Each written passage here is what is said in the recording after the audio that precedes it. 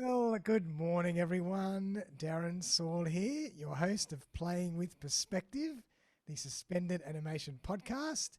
It's episode 163, and I'm joined here by the fantastic author, Dina Davis. Hello, Dina. How are you? I'm fine, thank you. Lovely to be here. Thank you. Thanks for joining us.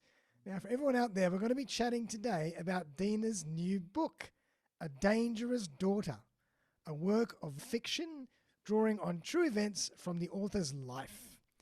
So, what I'm going to do is before we start the show, I'm going to just throw to a little video which Dina has put together for us, and it can give you a little bit more insight into the topic for today. So, everyone, enjoy.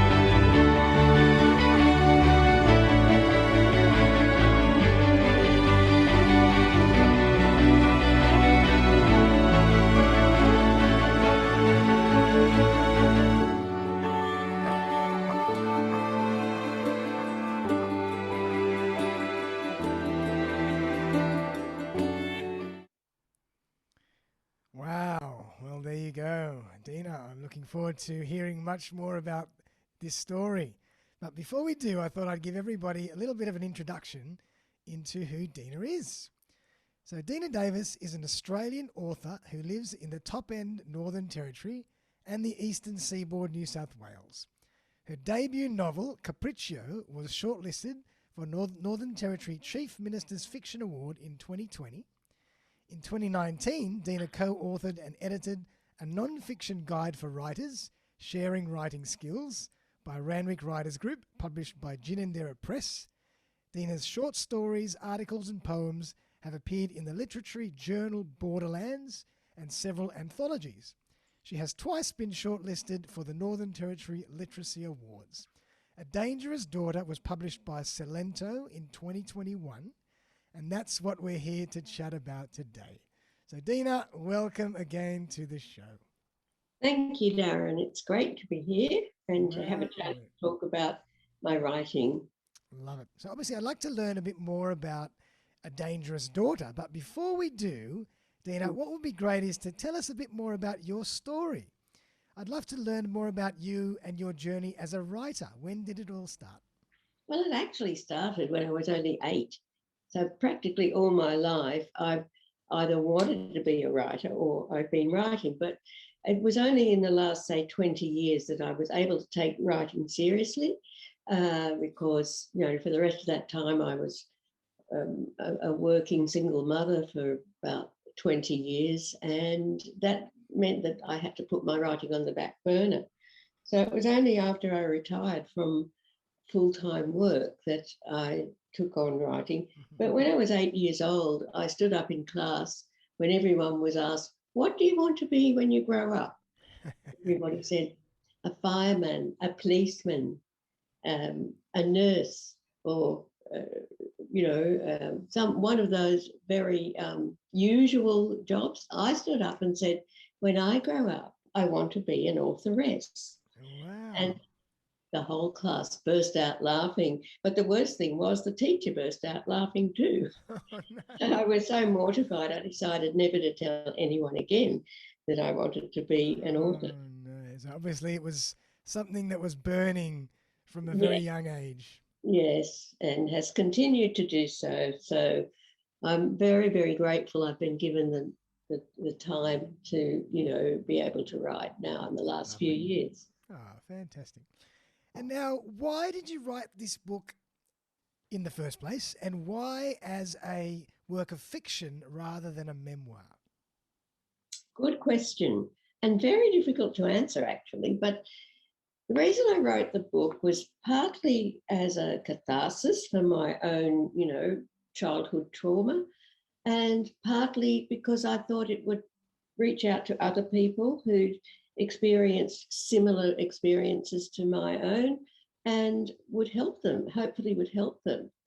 I decided to write this as fiction because in order to write memoir, you've got to have a certain amount of recall and memory. Now, one of the stories in the book talks about the fact that I was given electric shock treatment at the tender age of 14. Oh, And as a result, a lot of my memory's been erased. So I really couldn't write a memoir because I didn't have the material. I was therefore forced to invent quite a lot. But the interesting thing is that during the writing of this book, a lot of those lost memories came back to the surface. Mm-hmm. So it was a combination of, digging for memories, inventing when I couldn't find them, using fictional techniques, which I believe are far more, you get deeper into the truth of a story using fiction because you can record a person's thoughts and their speech, which you may not be able to find in, if you're doing non-fiction or factual writing. Yeah. You can make this story deeper and you can give it a bit more colour. Absolutely.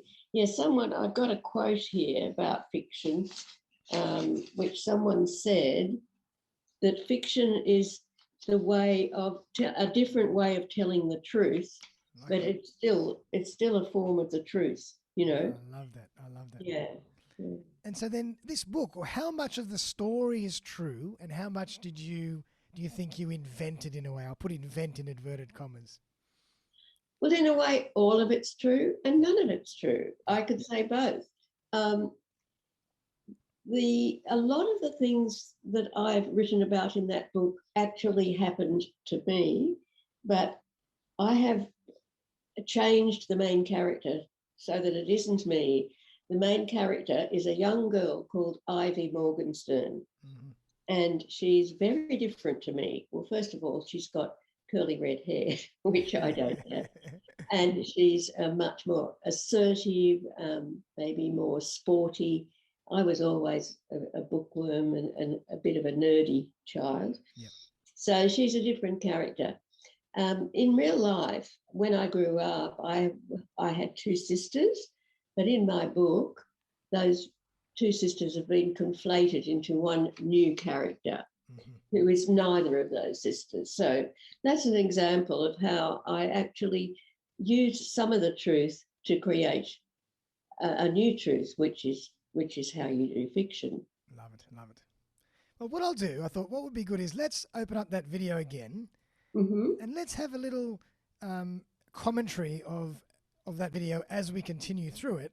So people get a bit more idea and a bit more insight into exactly your story and exactly more about the book. So I'm just going to put a few slides and then I'm going to stop it and I'll give you time to have a bit of a chat.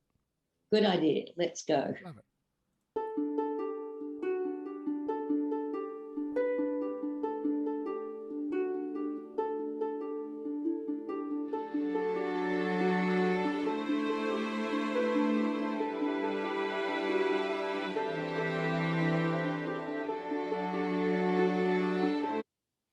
Wow, Dina.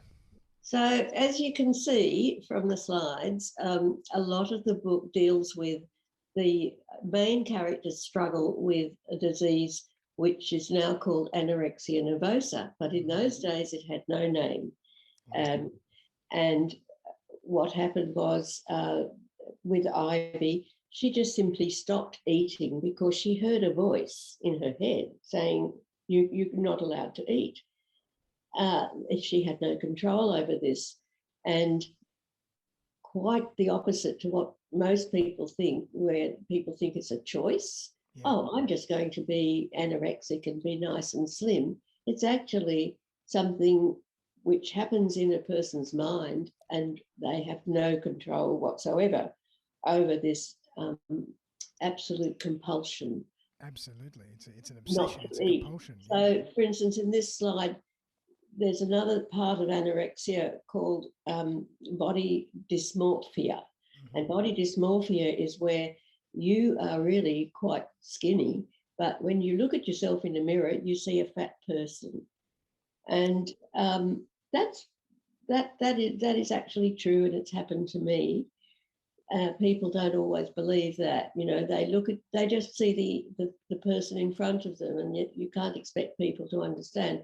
But what I do want people to understand is that this is a genetic and psychological condition, which, just like any other disease, like cancer, like heart disease, some people are born with. In fact, now that I've been part of a study on anorexia that was done, an international research study, it's been found that you can be born with it, and probably I was born with it. Wow. As an infant, I was told many times that I'd driven my mother into a nervous breakdown because I refused food for the first year of my life. So it is something that you cannot control, and it's certainly not a life choice that you see all the film stars and models and so on proclaiming proudly that, you know, they lost 50 kilos or whatever. Absolutely. It's not the same thing as anorexia. And I want people to understand that, so there's more compassion and understanding towards this awful illness. Definitely. Let's continue on. Sure.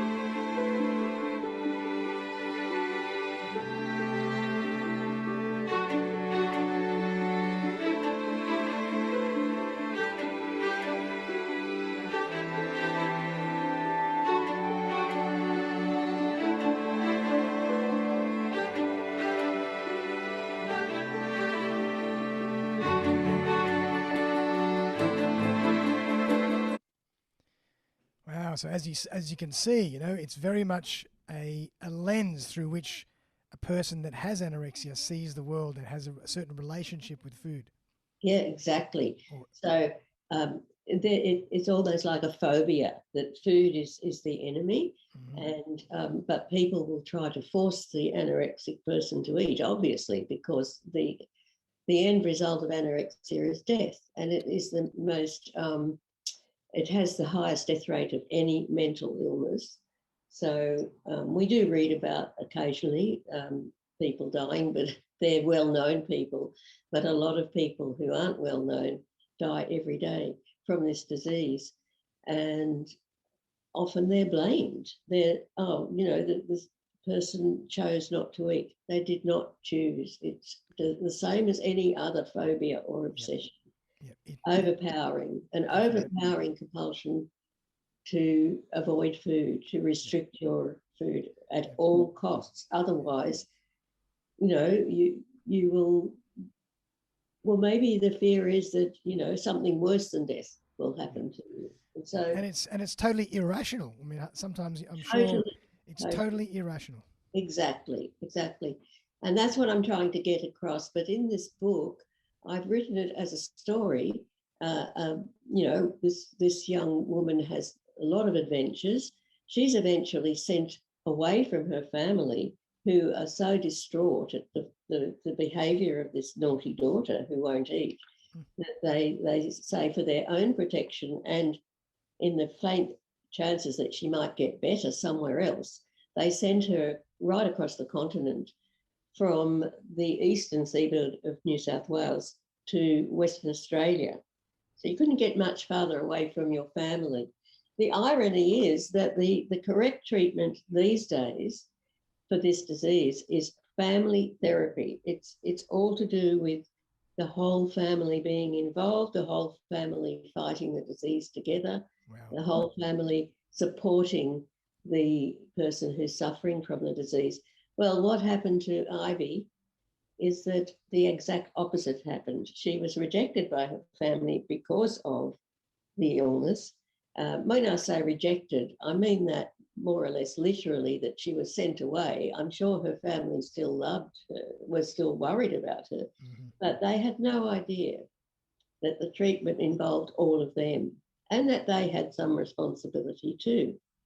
So the fact that this young woman, Ivy Morgenstern, in the book, is struggling was, I've interpreted that through a new character called The Voice. And The Voice is a real entity that is basically living in Ivy's head.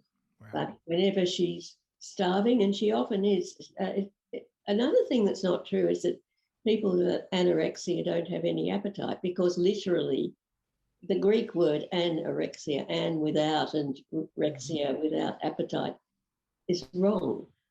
An anorexic person has a raging appetite. They are starving and they would give anything for a morsel of food, but the voice is stronger than their natural hunger. Yep. So, you know, I've written a lot about that, the effect of that, the voice in her head. And was saying much like what this picture shows. Yep. No, that's food. You can't have food. You know. Yeah, that's right. Crazy. Let's continue on.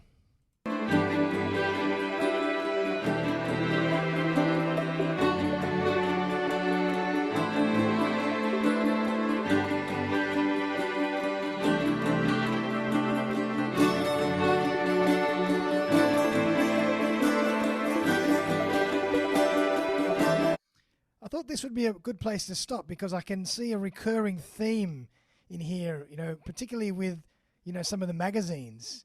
Exactly. They seem to always put on a pedestal the fact that people are losing weight and they look fantastic, and what's the new super diet, etc., etc. So maybe you want to comment on that.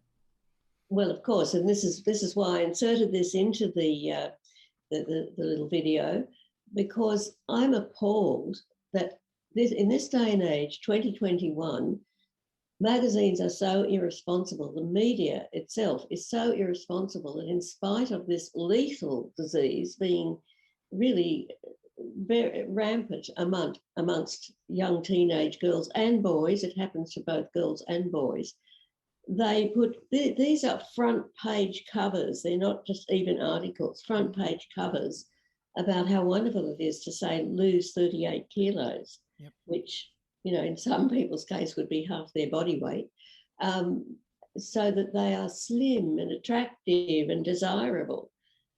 So, you know, I think that this is criminal, that people are being encouraged to go on so-called diets, which sometimes lead people into anorexia.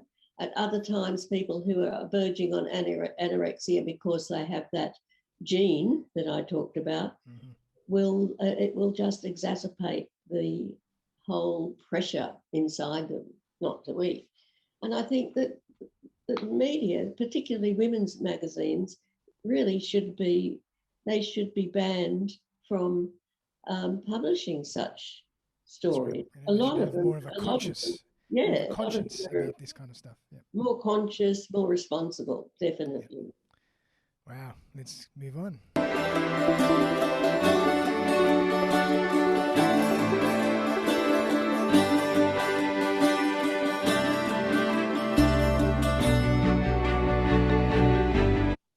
thought I'd stop there. Obviously, that's the cover of your book.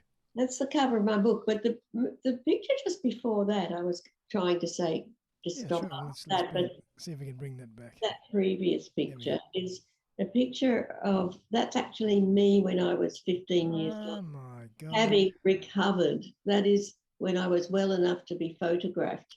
and put a dress on for the first time, I would have probably had by then put on a whole stone.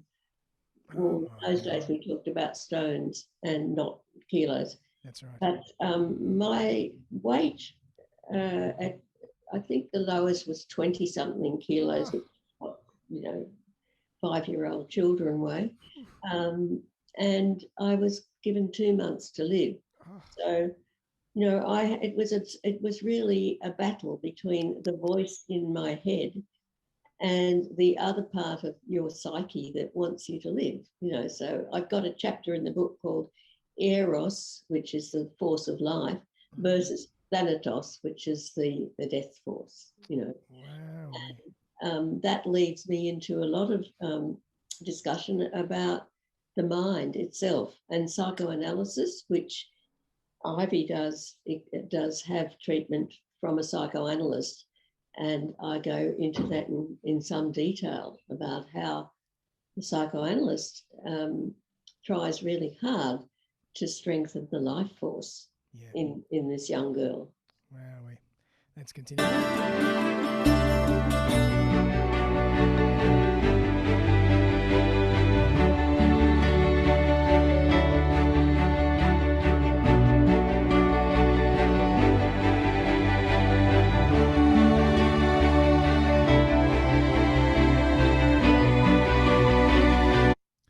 Now, is this you? And as you can see, yes, I did recover, and that's me only a couple of years ago doing one of my yoga poses. I still do my yoga every day. Excellent. And that's one of the things that part of my life force, that have kept me going. But just 2 photos back, I wanted to show you the difference. One back from there, that is when I had fully recovered. Wow. 3 years after that photo was taken of the skeletal girl. Yeah. By then, what a difference. Yeah, big difference. And then the next slide of the curly-headed girl was how I like to imagine my main character, Ivy, love it. who, as you can see, doesn't look anything like me, but has an expression on her face which shows that she is suffering, and there's a lot going on inside. On the outside, she just looks like a normal curly-headed girl, I suppose. And I did want that picture for my book cover, but Silento, my publisher, they wouldn't give copyright for that particular picture. Right. But that is how I think of my main character, Ivy Morgenstern. That's how she looks in my mind. But the girl on the cover also reflects a lot about her, because basically she is, because she exists in my mind. The interesting thing is, as an author, when I create a character, that person becomes quite real to me. Yes. Such as in my first book, in which this one, Capriccio, my first novel, the main character is represented by the eyes on the front of the cover of the book. Yep. And that main character, I recognise her birthday every year, although she's long passed away. It was also based on a real person and on a true story. Mm-hmm. So the characters in my books become part of my family, really. And that's why, I look for photos of them everywhere. Wow. Fantastic. Let's move on.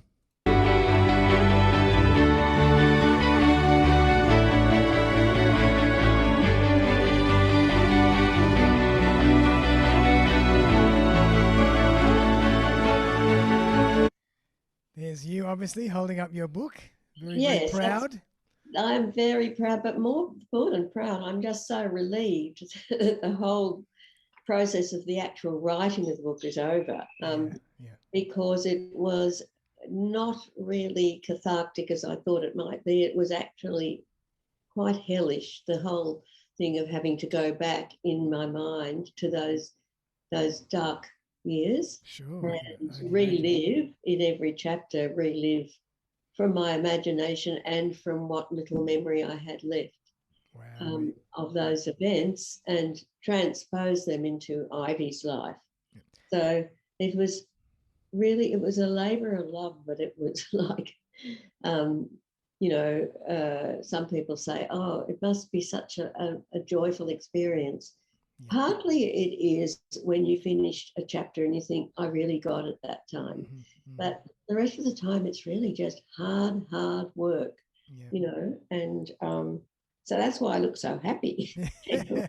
And let's chat about that. How long did the process take? I would say at least 5 years. And of 5 course, years. things germinate for years and years and years, but maybe counting from when I first started to jot down a few little notes and had the idea, I would say, 5 years. And there were catalysts along the way that urged me on because, Sure. I started to write and then I thought, no, nobody's going to be interested in this. So I put it aside. Or, oh, this is too hard for me, I'm not going to do this, because I actually found that I was relapsing during the writing of the book. But I had a huge surprise. And about 3 years ago, a psychoanalyst and a historian discovered a letter in her archives. And it turned out that letter was written about me back in the 50s by the very psychoanalyst who I'm describing in the book as Dr. B. And she had written this letter, and I've got a facsimile of it, actually. I can hold it up. You won't be able to read it, but she sent me a facsimile, and I can read a little bit of this amazing letter from this. This psychoanalyst was writing to her supervising psychoanalyst, and she obviously didn't know how to treat this girl. But she says, my anorexia patient, whom I was glad to discuss with you several times, is terminating this month and returning to her family. From a weight of 4 stone 3, which is 27 kilos, when she first came 2 years ago, she now weighs 50 kilos and has developed a figure, shows signs of being mature, and is now 18. She's quite transformed as far as her personality is concerned and has carried on normal schoolwork, hopes to have a university education and to develop a very good talent she has shown in writing. So, and we put 2 and 2 together. She mentioned the town that the girl came from. She mentioned, she's not allowed to mention the girl's name, but it was very obviously me. And so when this historian found out about that, she wanted to know a lot more. I wrote a few articles for her website. And then I decided I will go on with this book because people are interested after all. And so that's what kept me going, Well, we're glad that you did, because what an incredible finished product. Thank you. Yes, I'm happy with it. And I hope everybody else will enjoy it too. Absolutely. I hope it won't be all doom and gloom. There are some, you might find parts where you'll smile or laugh, I hope. And I've already had some lovely feedback from people who've read advanced copies or have read the manuscript. Fantastic. It is apparently quite emotional and quite moving to other people, but it's a surprise too. There are surprises in this book. Great. So I don't know whether I should read any. I don't really want to give spoilers because, I'd love people to go out, find the book. There should be copies in some bookshops, selected bookshops. Beautiful. And it's also been put into an ebook so that it can be read on your Kindle. Love it. Love it. Fantastic. Well, let's continue on, and then I've got some more questions for you.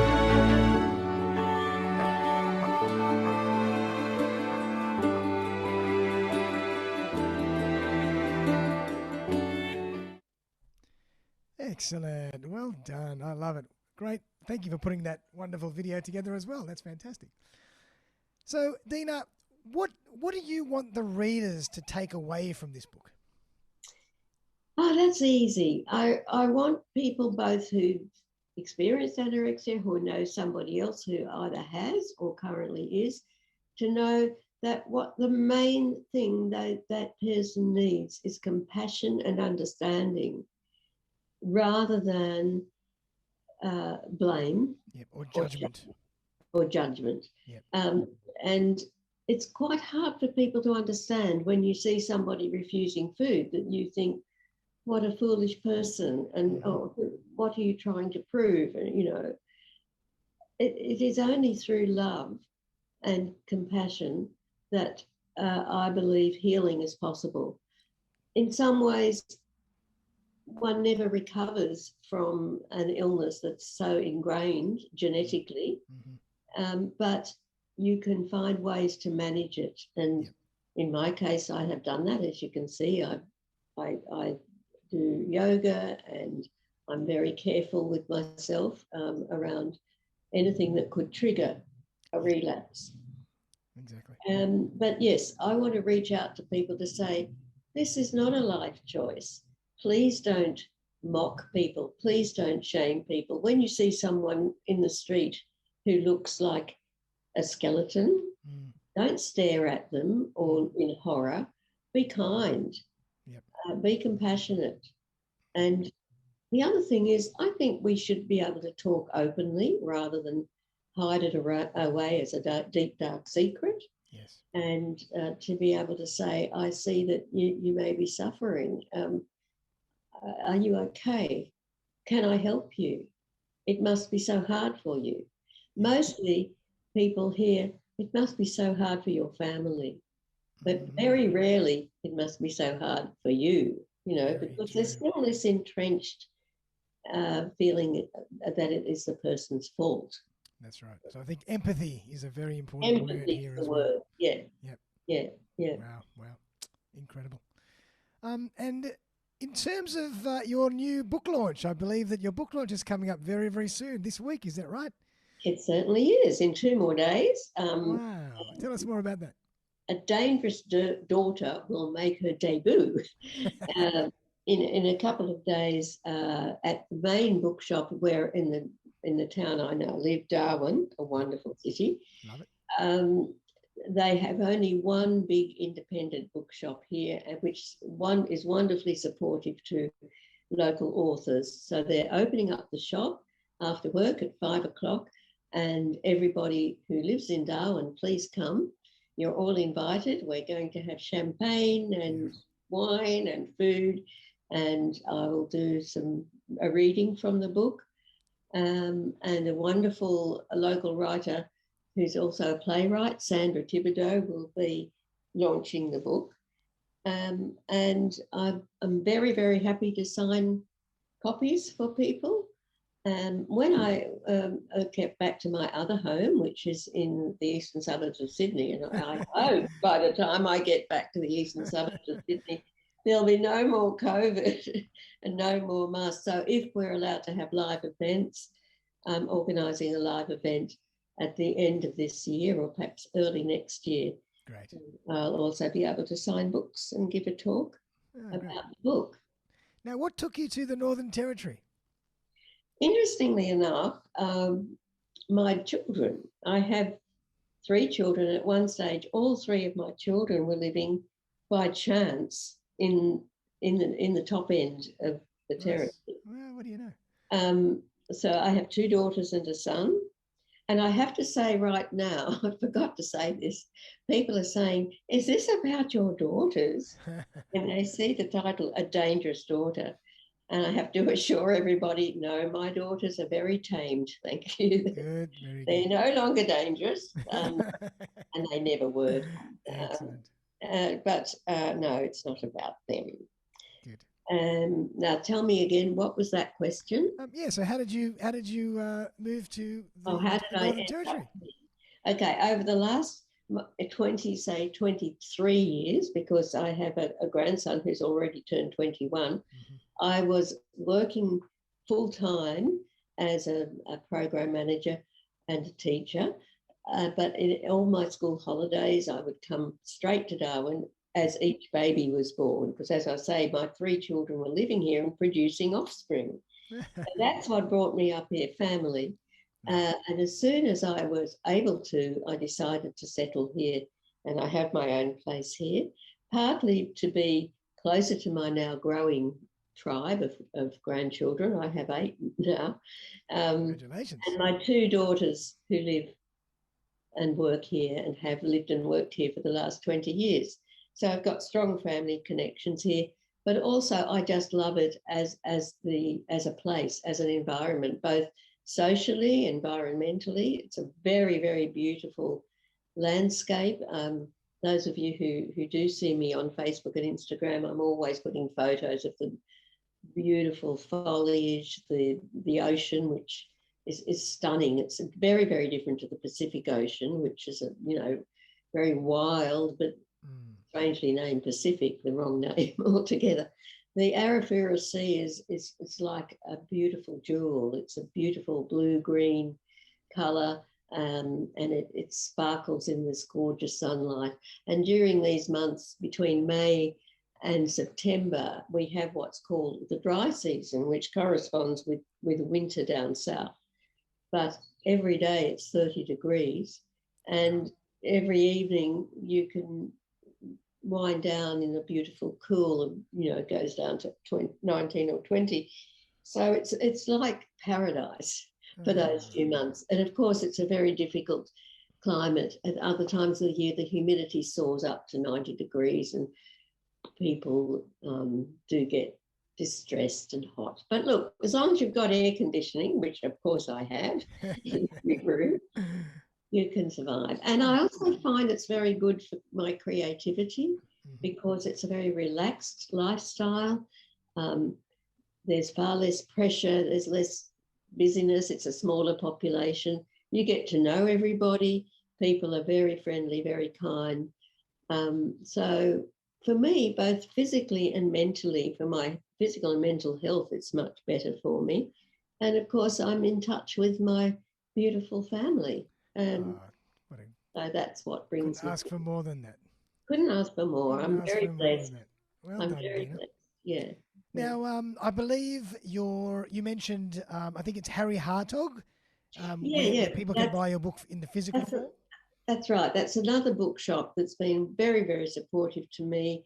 It has copies of my previous book I showed you before, Capriccio, on its shelves. And very soon, hopefully, it will be Carrying a Dangerous Daughter. I want to say something too about the title. Sure. Originally, I was calling this book A Difficult Daughter because, children who have this disease are often called, they're so difficult. But I decided I didn't like that title because, again, it sounded like it was the person's whole fault. That, when you say a child is difficult, you mean behave yourself, behave better. So I changed the title against all advice. A lot of people said, oh, no, everybody will think it's one of those horror stories, where there's a monster called a dangerous daughter. However, what I wanted to point out is, yes, she is dangerous, but more dangerous to herself than to anyone else. Definitely. And I think that's well reflected in the word, or the change from difficult to dangerous. Yeah. I like it better anyway. Yeah. So, excellent. And now you can also get the book on Amazon. So I'm going to put a link up in the show notes for everybody to buy the book on Amazon if they need to. Yes, you can have a look at I have an author page on Amazon too. So if you go further in your link and go to Dina Davis, it will show you a lot about both of my books and little articles I've written about them. But the book itself, yes, is now easily available both as an ebook where you can read it on Kindle, and as a hard copy, which I've shown you. It is a paperback, but my other book I did in hardback and paperback, or Salento did it for me. But in this case, Salento was wonderful to me. They chose me as their author for their author project, Author of the Year, where they do all the work and the as an author, I contributed just my book, but there was no other contribution that you'd sometimes make to hybrid. If people know about publishing, there are things called hybrid publishing now, Yes, I've heard of that. where the author and the publisher together do the book. But this time, Salento did it all on their own, and I want to give a plug here to them because, honestly, Evan Shapiro, who's the manager and CEO of Salento, has been so patient with me, rewrite after rewrite after rewrite, and he almost never lost his cool. Yeah, I know Evan, he's fantastic. He's wonderful. And his wonderful mother, who's also his proofreader and editor, she did a wonderful job too. Ended up, I did about five drafts. Wowee. So that took like a further 6 months of work. But incredible. hopefully now you've got a good product and it will be an easy read, I hope. That's all I hope. And I also want people to take away pleasure and enjoyment and good memories, not just serious stuff about, illness and recovery, but, there's also a lot in the book about my own background, which I come from an Orthodox Jewish family. And of course, I rebelled against that. And there is a lot of that rebellion reflected in the book, and a lot of comments about discrimination on religious and racial grounds, and how endemic that is in Australian society. And I find that we haven't really moved on a lot in the last 50 years from that either. So that's another part of insight and understanding that I would like readers to take from the book, that you can't judge a person on their background or because they followed a certain religion. That is not the person. That's some overlay. And then in Ivy's case, and in my case too, you are more than your background. So true. But, it colours you, it colours your personality, colours your life.